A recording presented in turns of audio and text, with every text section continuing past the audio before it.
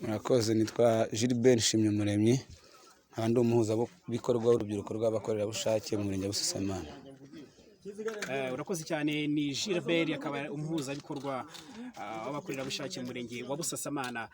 Iki gikorwa cyatangiye uno munsi ni igikorwa kimeze gute, kizamara igihe kingana gute? Iki gikorwa cyatangijwe ku mugaragaro uyu munsi, ariko kikaba kimaze iminsi, uno munsi wa 9 wacyo.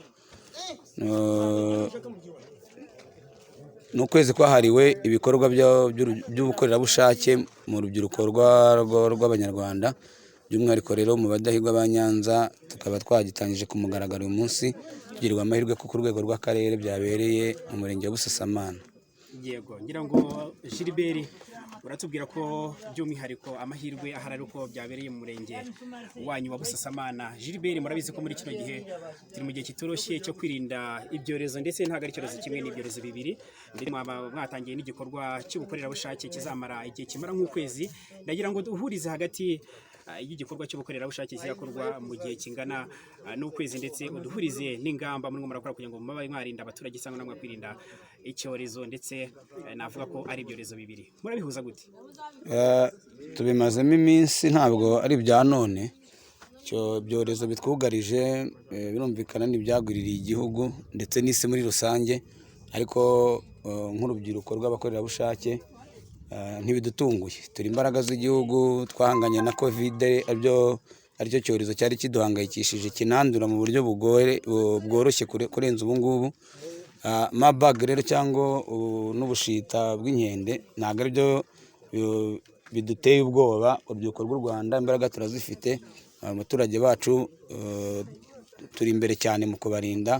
Nta mpamvu yo kudohoka rero. Uyu munsi wa none ubukangurambaga burakomeje, haba aho turi, haba aho tugenda hahurira abantu benshi, haba mu bigo by'amashuri hari abana, mu masoko, mu nama zitandukanye. Aho niho twintervena nk'urubyiruko rw'abakorerabushake kugira ngo buri muturage wese cyangwa se buri munyarwanda wese, by'umwihariko w'i Nyanza, atazagwirwaho n'icyo cyorezo.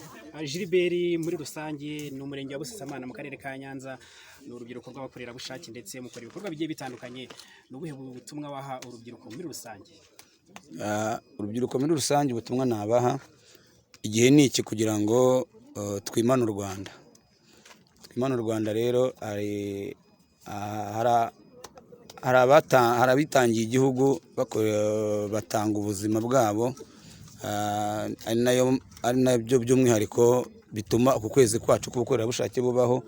Impamvu bagushyizeho ugatangira ku ya mbere Ukwakira, ni impamvu yo kugira ngo twibuke, dutere ikirenge mu cy'inkotanyi zateye umunsi w'iya mbere Ukwakira muri 1990.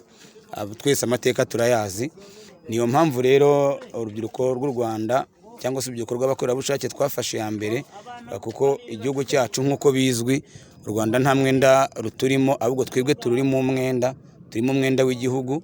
Kuba imyaka dufite nk'urubyiruko kugeza uyu munsi wa none ntawe urumva isasu, ntawe urumva imvururu mu gihugu cyacu. Twe tukaba turi kurwana n'intambara kugira ngo umuturage w'u Rwanda abeho, turwanye ibibazo bibangamiye imibereho ye, ahubwo umuturage ave ku rwego rumwe agere ku rundi binyuze mu mbaraga z'urubyiruko rw'u Rwanda.